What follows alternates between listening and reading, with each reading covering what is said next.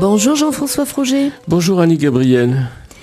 La formation et la transmission des évangiles dans la civilisation hébraïque de style oral ont été le sujet de nos entretiens de 2007-2008. L'enseignement des rabbis, les pèlerinages, le Shabbat, le temple de Jérusalem, les mères de mémoire, le style oral et la place des écrits dans la culture hébraïque du temps de Jésus, tout cela nous a donné un aperçu du mode d'enseignement de Jésus de Nazareth et du travail des évangélistes. En 10 émissions, nous avons balayé ces sujets. Il y aurait eu encore beaucoup à dire, mais 42 minutes 10 fois, c'est finalement assez court. Dans les entretiens que vous nous proposez cette année sur l'antenne de RCF, nous allons faire un zoom, un gros plan, sur un des points importants de cette transmission des évangiles. Nous allons regarder de près les colliers évangéliques, et en particulier le collier des paraboles du royaume. Un mot encore pour rappeler à nos auditeurs que vous êtes anthropologue, spécialiste des écrits bibliques, et vous travaillez aussi l'épistémologie des sciences. Et un dernier mot pour vous remercier, au nom des auditeurs, de participer depuis les débuts de RCF Hautes-Alpes à des émissions qui enrichissent nos connaissances et nos cœurs. Et maintenant, si vous le voulez bien, entrons dans le cœur du sujet. Qu'est-ce qu'un collier de paraboles et comment et à qui Jésus enseignait pour que les évangélistes en soient venus à la mise en place de ces colliers? Voilà, il faut d'abord donc mettre au point l'idée même de collier. Vous voyez ? Alors, d'abord, c'est une métaphore. Une métaphore qui est utilisée dans l'Écriture, où l'on voit que la sagesse, et c'est dans le livre des Proverbes, est appelée diadème de grâce pour la tête et collier pour le cou. Alors, en même temps, c'est un terme technique qui est utilisé. Un collier, c'est fait de perles. Oui, j'en ai autour du cou. Oui, et en général, c'est symétrique. Il y a une grosse perle tout au milieu, et puis des petites perles qui vont jusqu'au fermoir. Bien. Alors, c'est cette image qu'on emploie pour décrire la façon dont certains récitateurs bibliques ont enfilé, les unes après les autres, des perles, à savoir des petits récits qui doivent être pris dans un ensemble. Et l'avantage du collier, c'est le collier matériel, on le porte, toutes les perles tiennent ensemble avec le fil. Eh bien, le fil d'un collier de récitation, c'est la mémoire, évidemment, et la concaténation des récits qui se suivent. Et nous allons voir, donc, explorer cette affaire. Les évangiles, dans leur ensemble, ont été conçus comme des colliers qui ont été ensuite mis par écrit. On va revenir dans le détail sur cette idée, mais c'est pour la présenter globalement. Donc, les paraboles, par exemple, qui sont un enseignement très précis de Jésus, qui s'est trouvé dans des circonstances très différentes, ces paraboles ont pu être rassemblées par les compositeurs oraux qui étaient les évangélistes, de telle façon à pouvoir les compter et à pouvoir s'en souvenir parfaitement. Alors, évidemment, le gros problème que nous allons traiter, dans le détail, c'est la mise par écrit. Donc, quand on met par écrit un collier, on peut le démembrer, un peu comme si on mettait les perles dans un écrin. On n'a plus besoin du fil, puisque c'est l'écrin qui les porte. Vous voyez ? Et même, à la limite, on peut arranger les perles autrement. Voilà, donc ça, c'est une généralité sur les colliers. Mais finalement, comment était l'enseignement de Jésus ? À qui enseignait-il ? Comment s'organisait son enseignement ? C'est peut-être la première chose à rappeler pour après rentrer dans la transmission, on va dire, par les colliers ou autrement. Oui, alors il faut se replacer dans le contexte, une fois de plus. L'enseignement de Jésus se fait selon les circonstances, mais à des catégories de gens très différentes et qui vont caractériser son enseignement. Il y a d'abord la foule. Il enseignait aux foules. Donc c'est un orateur public, et avec un certain succès à certains moments, peu de succès à d'autres. Donc les foules, donc beaucoup de gens. Mais il y a un autre public qui sont les disciples. Donc les disciples, c'est les talmidim, c'est ceux qui apprennent. Donc la foule, c'est les gens qui écoutent quelqu'un qui parle, bon, c'est intéressant ou pas. Bon. Les disciples, c'est quelqu'un qui ont reconnu que celui qui parle est un maître et se mettent à sa suite pour apprendre son enseignement. Pas simplement pour l'écouter, l'apprendre. Et ensuite, parmi les disciples, Jésus choisit très spécialement 12 disciples qu'il va former à devenir des envoyés, c'est-à-dire ce qu'on appelle des apôtres, envoyés, enseignés. C'est-à-dire non seulement ils écoutent, ils apprennent, mais ils reçoivent des explications pour qu'ils comprennent le mieux possible l'enseignement et qu'ils soient capables de le redonner. Parce qu'autre chose, avoir compris un enseignement, autre chose, savoir le transmettre à son tour. Donc là, il y a un approfondissement de ce qui va être enseigné aux disciples. Oui, et c'est pourquoi nous allons voir, par exemple, parmi les paraboles, des explications des paraboles. Ou par exemple, aussi, il y a les synoptiques, Marc, Matthieu, Luc, ou dans l'ordre habituel, Matthieu, Marc, Luc, qui sont l'enseignement général, et puis un enseignement d'approfondissement, justement, une explication pour les apôtres, c'est l'évangile de Saint Jean, qui n'est pas du tout fait pour les foules. Alors les apôtres, eux, ils suivent Jésus tout le temps, pendant 3 ans, ils sont avec lui nuit et jour, on va dire. Oui, c'est un enseignement intensif et pratique, parce qu'il y a l'enseignement à apprendre, il y a les circonstances à vivre, et il y a les travaux pratiques aussi, d'une certaine façon, puisque, à certains moments, on le voit dans les évangiles, Jésus envoie ses disciples le précéder dans certains villages pour annoncer sa venue. C'est une école de prédication, une école de transmission. Et puis alors, ça a donné des résultats ou pas? Ils sont affrontés à des démoniaques ou pas? Alors, ils savent chasser les démons ou pas? Mais ils apprennent. Ils apprennent. C'est une école. Quand on est à la suite de Jésus, on est à l'école. Et on apprend, et parfois on apprend durement. On apprend avec l'expérience avec aussi. Avec l'expérience, on marche beaucoup, on répète beaucoup, et on dort peu. Et ça n'est pas terminé. Parmi les apôtres, 3 sont formés très spécialement, c'est Pierre, Jacques et Jean, donc c'est le 4e groupe, mais vous voyez, ce sont des groupes gigognes en quelque sorte. Ces 3 vont avoir un rôle très spécifique de contrôle de la bonne transmission. Donc maintenant, ce rôle est assumé par Pierre, et en principe, qui doit contrôler ce que les apôtres, que sont les évêques, font et disent, si c'est vraiment la transmission catholique, c'est-à-dire l'enseignement de Jésus universel.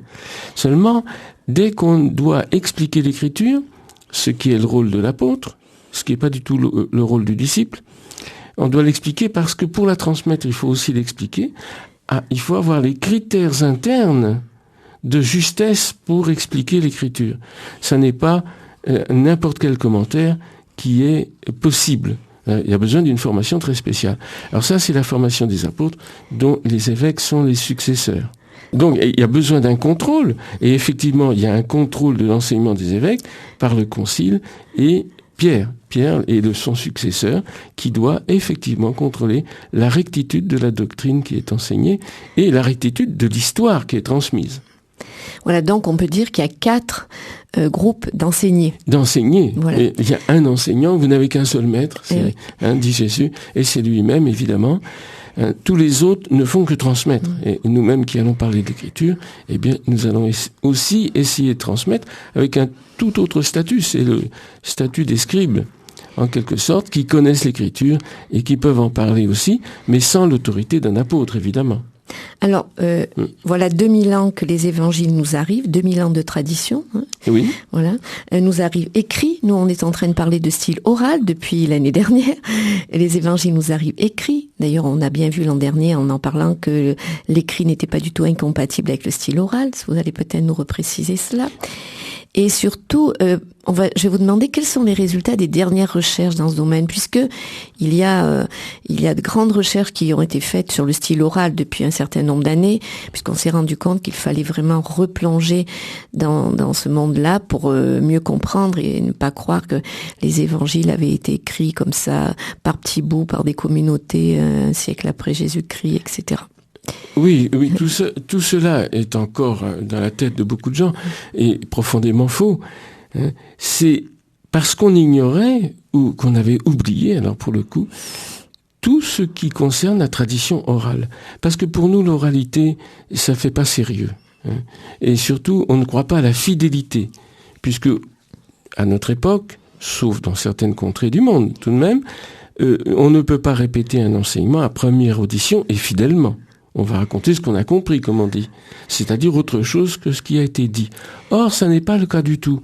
Dans la culture hébraïque, auprès d'un maître comme Jésus, ou même comme Gamaliel, on doit, sortant de la leçon, en quelque sorte, pouvoir répéter mot pour mot ce qui a été enseigné.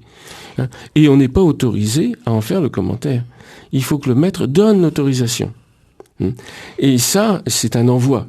Il y avait aussi un petit rituel qui s'appelait la semicha, qui est l'imposition des mains, qui existait avant Jésus, et que Jésus a repris, et qui donne, par exemple, la transmission d'un pouvoir sacramentel dans l'Église, mais aussi un pouvoir d'enseigner. Alors, l'oralité est à prendre très au sérieux, et globalement, on ne va pas réexpliquer ce qu'on a dit l'an dernier, mais tout de même le rappeler un peu, globalement, l'oralité est plus fidèle que l'écrit. Alors, pour une raison très simple, c'est que, d'abord, l'écrit, il faut regarder qui écrit. Dans le monde gréco-latin, on peut recopier un texte qu'on ne comprend pas. Parce qu'on le lit, il est vocalisé. Dans le monde sémitique, on ne peut pas recopier un texte qu'on ne comprend pas. Et d'ailleurs, pour les textes sacrés, on devait savoir par cœur le texte avant de l'écrire. Ce qui fait qu'il y a pratiquement aucune faute de copie dans les copies sémitiques. Parce ça a été contrôlé, cela. Ah, mais bien sûr, bien sûr. Tandis que dans les manuscrits grecs, par exemple, dont sont faits nos évangiles en Occident, il y a une multitude de fautes, bien sûr, des fautes de copie.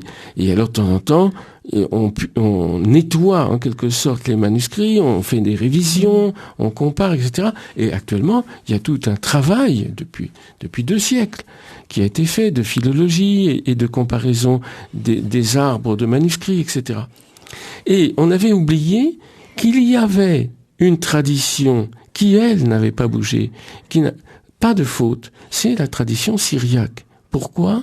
Parce qu'elle vient de cette tradition orale, et les manuscrits syriaques, dans le monde chaldéen, par exemple, donc dans le nord de l'Irak, n'ont pas varié depuis le 1er siècle.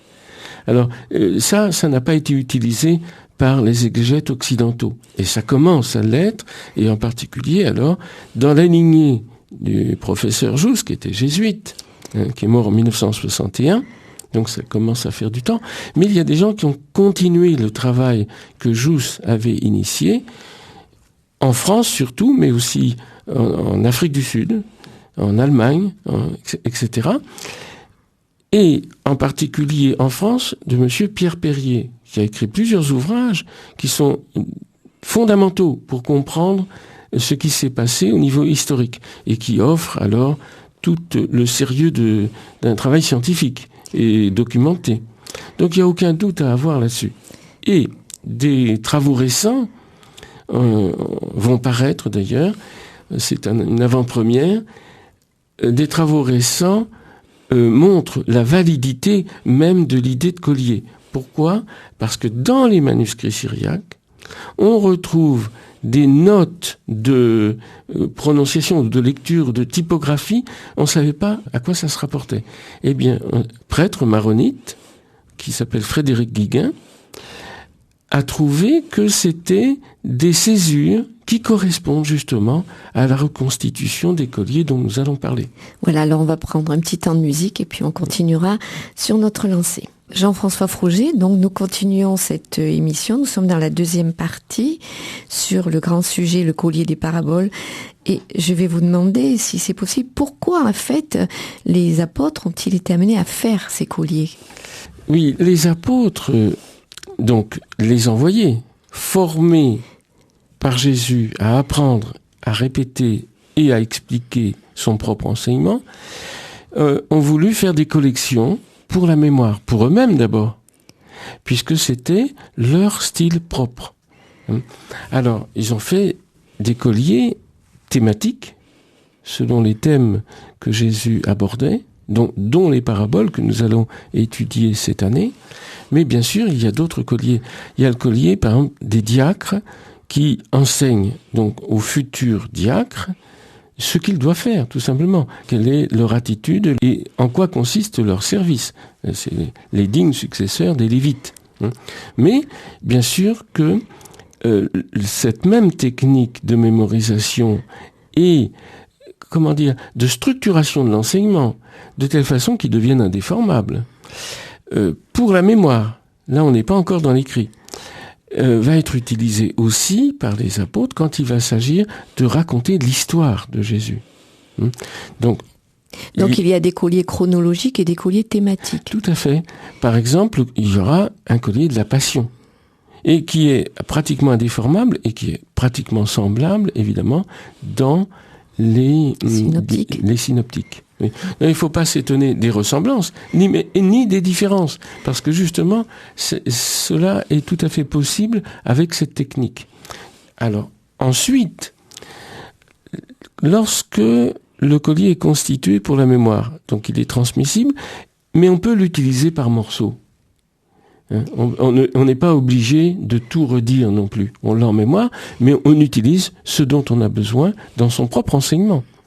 Et au moment de la mise par écrit des évangiles, qui est dans les années qui ont suivi la mort de Jésus, pas du tout 40 ans après, comme on raconte encore, c'est en 36, les éléments, en tout cas de l'évangile de Matthieu, sont en place.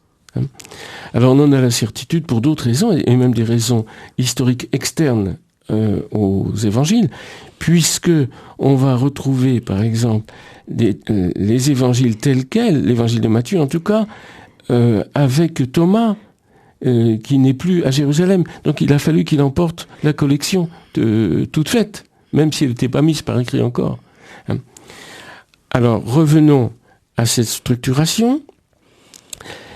Ça va permettre, lorsqu'on va raconter l'histoire de Jésus, en partant évidemment de sa naissance ou du commencement de sa prédication jusqu'à sa mort et son ascension, on va replacer in situ son enseignement qu'on avait rassemblé de façon thématique. Et donc on va redissocier ces colliers. Pourquoi ? Parce que par écrit, ils n'ont pas de raison d'être, puisque le papier... Ils sont faits pour la mémoire. Ils sont faits pour la mémoire. Mais, d'une certaine façon, les évangiles n'ont jamais été donnés aux disciples futurs, aux premiers chrétiens, pour être lus. Alors, quelle était leur utilité ? L'utilité des mises par écrit, des collections écrites qui donnent nos évangiles à nous, c'est d'être des lectionnaires pour le culte, le Shabbat, et le lendemain du Shabbat qui a donné notre dimanche. Alors, on va avoir des écrits qui vont être de même poids, pratiquement, que la Torah, qu'on conserve et qu'on connaît, bien sûr. Donc, la mise par écrit est un aide-mémoire et sert de lectionnaire pour la liturgie. Pour la liturgie. Mais pour l'enseignement, pour la transmission, cœur à cœur, bouche à bouche, si on peut dire, oreille, c'est un enseignement oral qui continue d'utiliser les structures orales. Et ça, mais ça n'a été possible que dans le monde qui parlait araméen. Parce que les Grecs, eux, n'ont pas pu avoir cette transmission. Donc la transmission orale a cessé très rapidement dans le monde gréco-romain, mais a duré dans le monde sassanide, en Perse qui est devenue chrétienne, dans toute la Mésopotamie, et donc, ça sera l'islam qui va détruire le christianisme dans ces pays-là ensuite.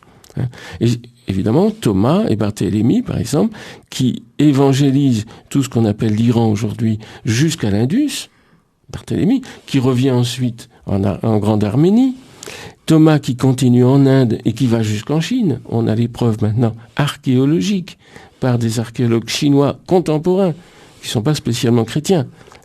Donc les preuves sont absolues qu'en 68, en tout cas, tout était achevé, tout était terminé. Les évangiles étaient clos. Ah bien sûr, et bien avant, en fait, vers les années 40 déjà.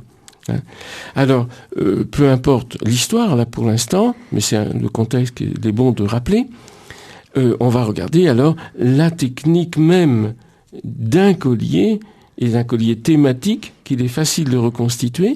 Alors c'est ça le problème pour nous, pour toute notre année, c'est de regarder là où c'est possible et facile à voir que effectivement il y a un collier démembré dans les synoptiques à propos des paraboles. Et lorsqu'on reconstitue le collier, on a la preuve interne de son authenticité à cause du sens, de ce que nous allons montrer. Parce que c'est pour la mémoire et pour le sens. Bien sûr. La mémoire, c'est capital. Pourquoi ? Parce que si on ne mémorise pas la parole, eh bien, on n'aura jamais l'occasion de la comprendre. Oui, puis Pourquoi ? on peut la commenter comme ça, l'imaginer et faire... Parce qu'on ne peut comprendre que ce qu'on a en mémoire. Mais évidemment, avoir en mémoire n'est pas suffisant. L'ayant en mémoire, après, il y a la maturation et la transformation interne à l'auditeur pour qu'il puisse comprendre ce qu'il a appris. Remarquez que c'est comme ça qu'on a commencé lorsque nous étions petits. Nous avons commencé à apprendre le langage, à le mémoriser et à répéter les mots sans savoir ce qu'ils signifiaient. Et peu à peu à les comprendre.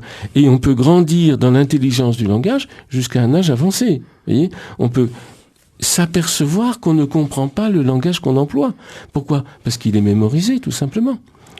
Alors, mais il est utile. On l'emploie automatiquement. Donc il va y avoir une espèce d'automatisme dans la mémoire qui a été très décrié. Parce que si l'on se contentait de mémoire, effectivement, ça serait totalement insuffisant. Apprendre un texte qu'on ne comprend pas, à quoi bon ? Eh bien, s'il y a tout de même un bon, c'est-à-dire que lorsque l'occasion de l'intelligence va nous être donnée, c'est-à-dire une circonstance de la vie, un éveil intérieur, ce qu'on sait va prendre du sens. Mais supposez que la vie nous apporte justement ces circonstances où on commence à comprendre. Par exemple, la souffrance est généralement un lieu où on commence à comprendre certaines choses. Bon. Oui, mais si on ne sait rien... On n'a rien à comprendre. Mais on n'a rien à comprendre. Et là, on entre dans le désespoir. Parce que justement, on n'a rien à comprendre et on ne comprend rien. Et c'est souvent, on entend souvent ça. Alors, il faut nourrir la mémoire, et en particulier la mémoire des enfants, parce que c'est un trésor qu'ils vont avoir pour toute la vie. Et évidemment, les paroles de Jésus ne sont pas compréhensibles à première audition. Il faut les entendre nombreuses fois et les mâcher, les remâcher, les ruminer. Alors là, je voudrais que vous me donniez une réponse. Les foules, par exemple, qui passaient, qui écoutaient, qui peut-être rencontraient Jésus une fois ou deux ou 3 ou 4, mais bon, qui ne sont pas restés parce que c'était bon, ils allaient travailler, ils avaient autre chose à faire. Ils l'ont écouté un petit peu. Est-ce qu'ils ont pu mémoriser quand même une partie ? Et à quoi sert l'enseignement là si en fait il restait comme ça quelque chose d'occasionnel, on va dire ? Oui, mais c'est le propre de la foule d'être dans cet état qui est un peu triste. Donc il ne faut pas faire partie de la foule. Il faut s'en extraire, devenir disciple. Veux-tu suivre ? Oui. C'est ça. Veux-tu écouter ? C'est ça qui est proposé à tout le monde, bien sûr.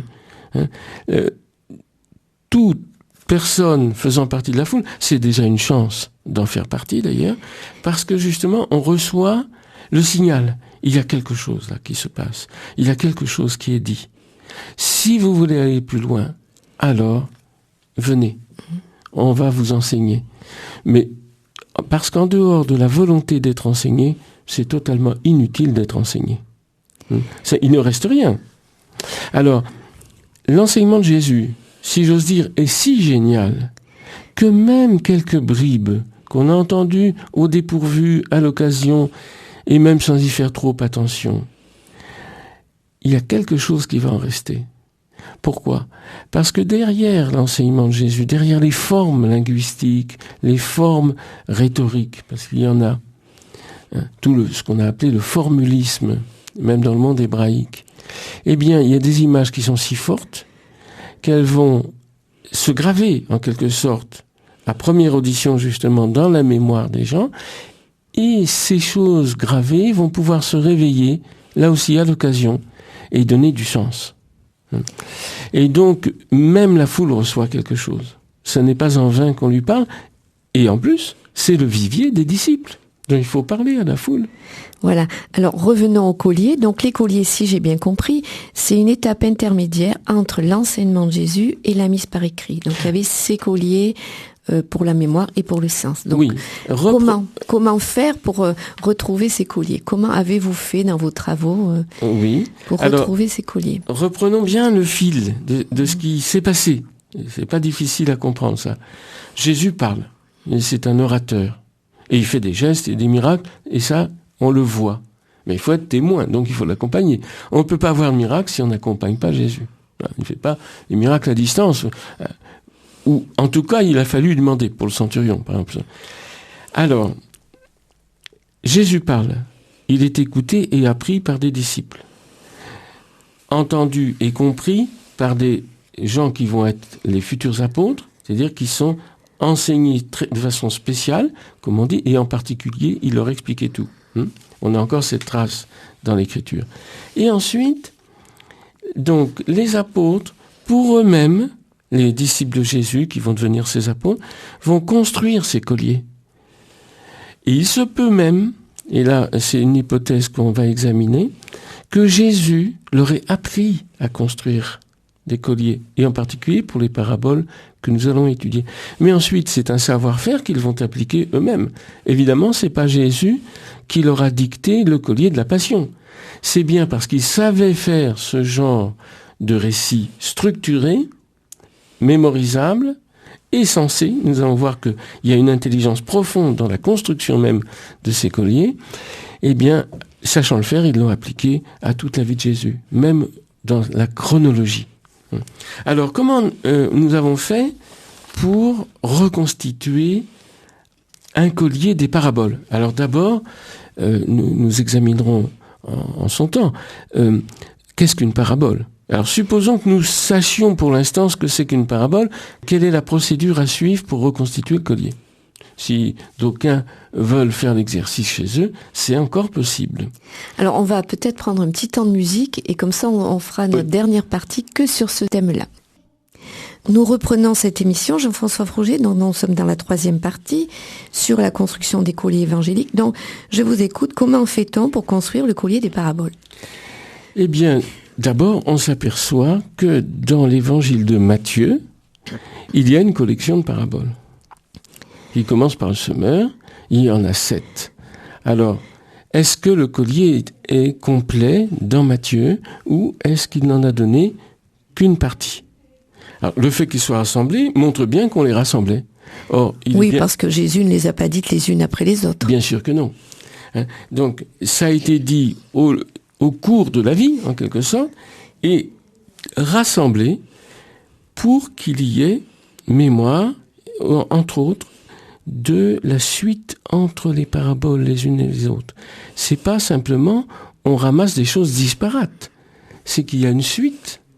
Jésus a une intention quand il enseigne que nous allons découvrir, alors en regardant le sens des paraboles. Mais d'abord, comment alors construire le collier lui-même? Ou reconstruire plutôt, reconstituer. Eh bien, donc, étant fort de cette certitude qu'il y a des collections, est-ce que la collection de Matthieu est complète? Certainement pas. Pourquoi? Parce que lorsqu'on regarde les paraboles dans les autres synoptiques, à savoir Marc et Luc, on s'aperçoit qu'il y a à peu près les mêmes, pas tout à fait. Il y en a qui sont dans les 3, d'autres en 2, d'autres en un seul évangéliste. Donc c'est troublant. Alors, il y a un exercice que tout le monde peut faire, c'est de faire le relevé de toutes les paraboles dans les 3 synoptiques.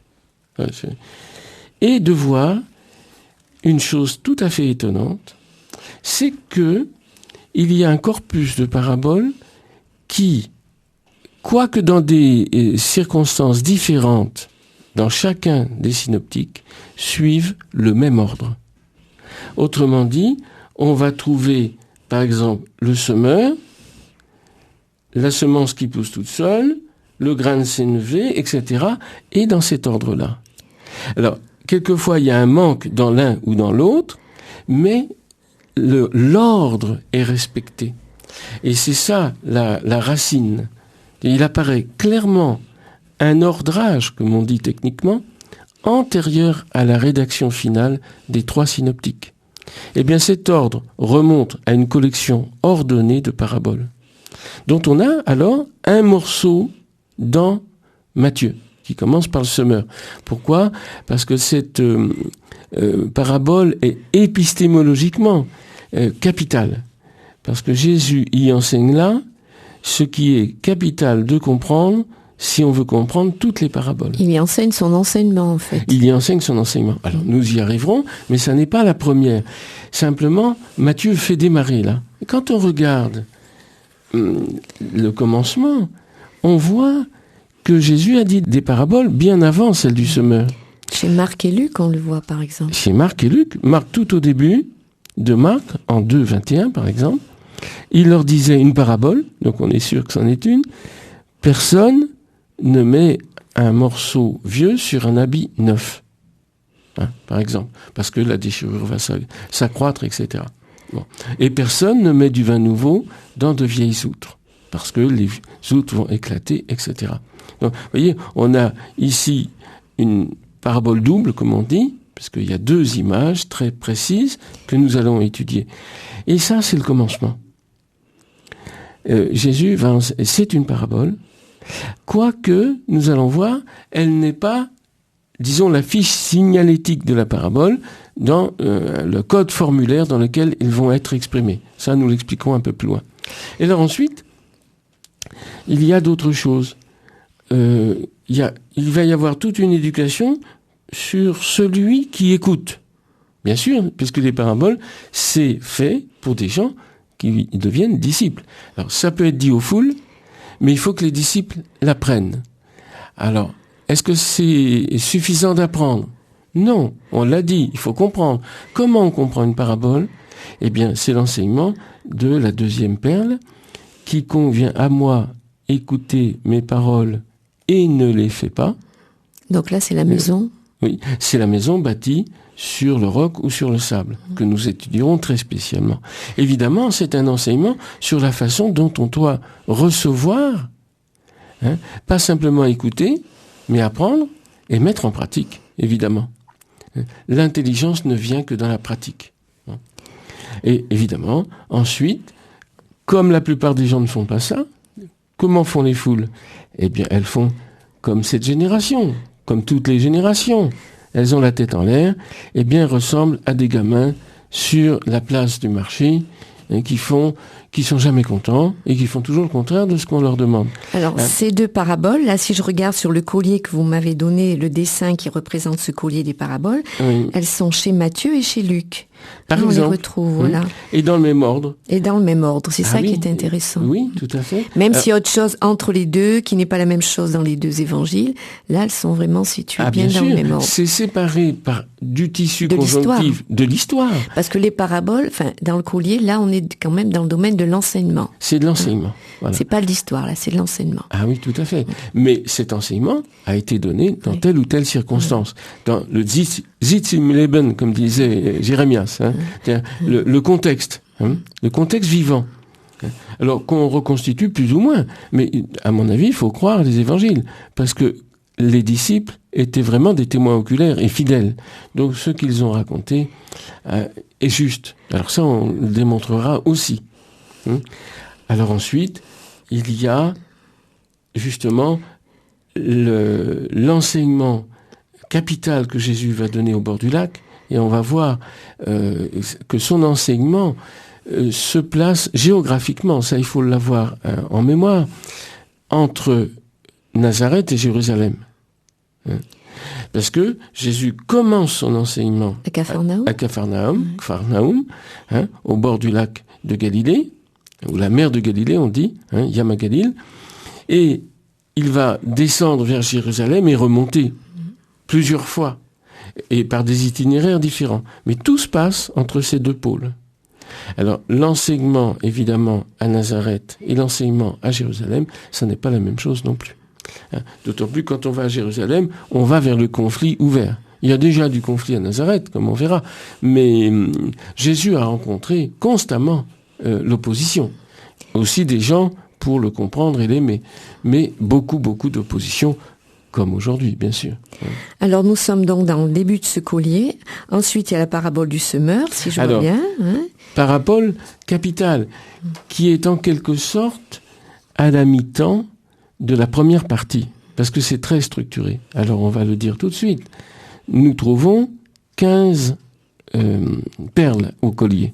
Donc une introduction, et de l'autre côté, il y a le fermoir, évidemment la conclusion. Et l'introduction et la conclusion font un chiasme en quelque sorte. Et la preuve interne du collier, une fois qu'il est reconstitué, alors ça demande un peu de technique, on expliquera au fur et à mesure, on s'aperçoit que non seulement elles ont un fil conducteur qui les relie entre elles, mais que la structure de collier, ce qui suppose une symétrie centrale, la symétrie centrale est utilisée pour le sens. Autrement dit, la deuxième perle, donc la première parabole du collier, qui est la pièce neuve sur le vieux vêtement ou le vin nouveau dans les vieilles outres, va correspondre à la 14e. Donc elles sont face à face. On les voit bien sur le dessin que vous avez fait. Parce que là j'ai fait un dessin qui représente un collier. Je le dis pour les auditeurs parce qu'ils ne peuvent pas le voir. Donc l'autre aussi parle du vieux et du neuf. Voilà.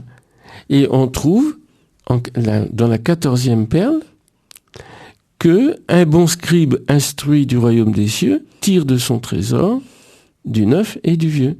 Alors on regardera ça.